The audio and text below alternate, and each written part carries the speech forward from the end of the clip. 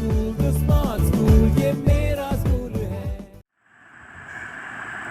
अस्सलाम वालेकुम students, I hope you are fine. आज का हमारा टॉपिक है स्पीशीज़।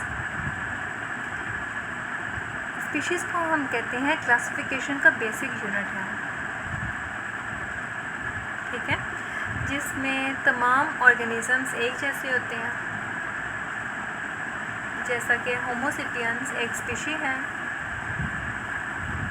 जिसमें तमाम ऑर्गेनिजम्स एक जैसे हैं, ठीक है।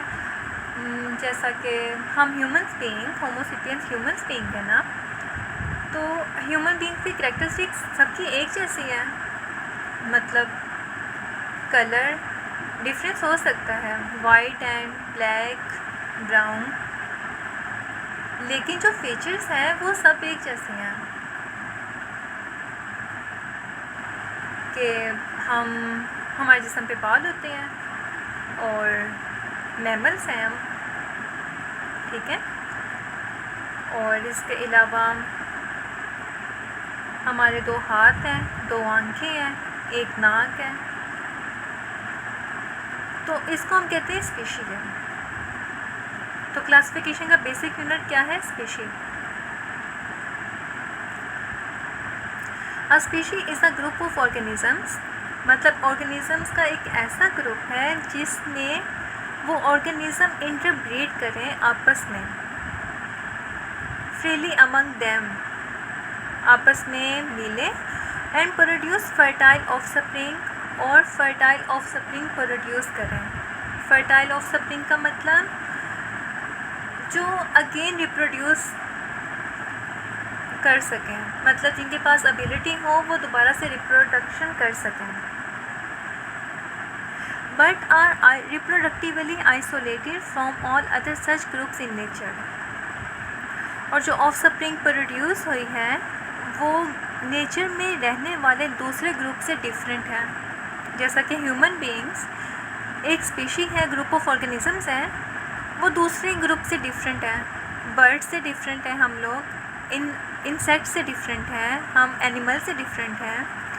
तो ये क्या कहते हैं कि रिप्रोडक्टिवली आइसोलेटेड हों, ठीक है, मतलब वो रिप्रोडक्शन से आइसोलेट हों।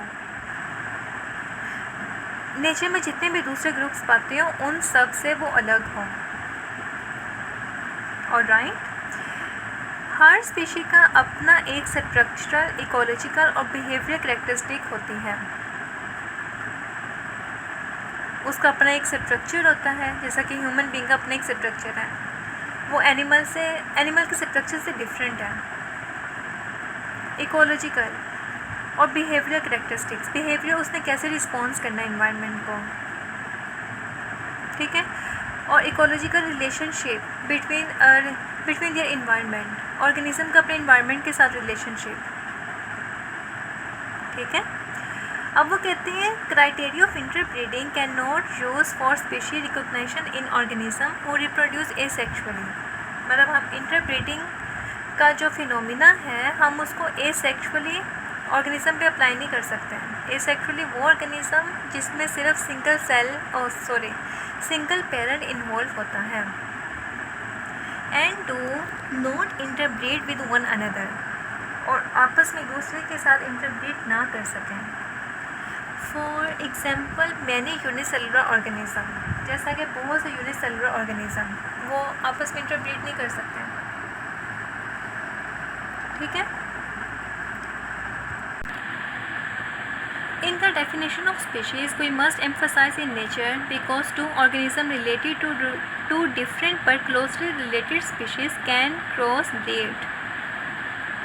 कहते हैं स्पीशीज़ की डेफिनेशन में कि 2 ऑर्गेनिज़म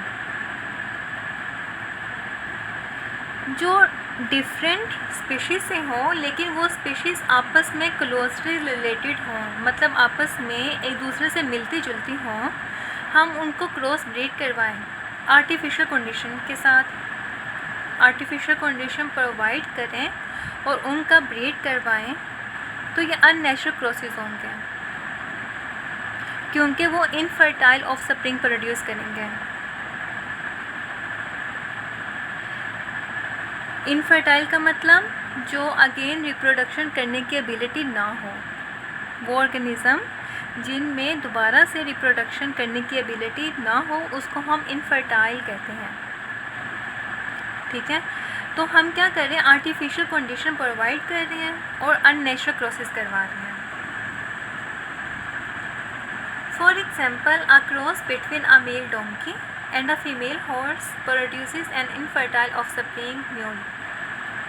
क्योंकि जो मेल डोंकी का क्रॉस है वो हमने करवाया था हॉर्स के साथ, फीमेल हॉर्स के साथ, और इनफर्टाइल ऑफस्प्रिंग प्रोड्यूस हुई जो कि म्यूल है। वो ये म्यूल क्या है कि ये अगेन से रिप्रोड्यूस नहीं करेगा,